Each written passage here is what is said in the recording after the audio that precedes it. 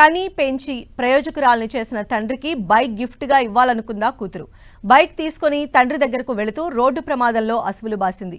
సూర్యాపేట జిల్లాలో జరిగిన ఓ విషాద ఘటన అందరినీ కలిచివేసింది.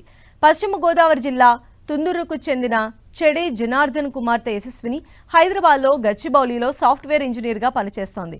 చిన్నప్పటి నుంచి తండ్రిని ఆదర్శంగా చూసిన యశస్విని తండ్రి కోసం ప్రత్యేక బహుమతిని సిద్ధం చేసింది.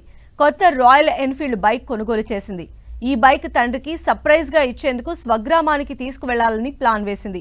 మరో స్నేహితుడితో కలిసి బైక్పై హైదరాబాద్ నుంచి గత రాత్రి స్వగ్రామానికి బయలుదేరింది.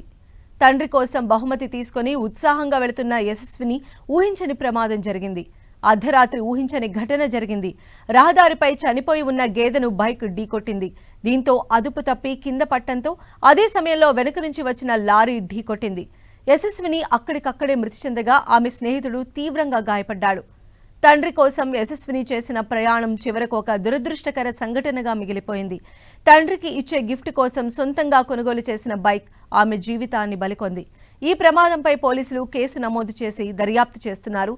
యశస్విని వదిలి వెళ్లిన కుటుంబానికి ఇది మానసికంగా తట్టుకోలేని గాయం.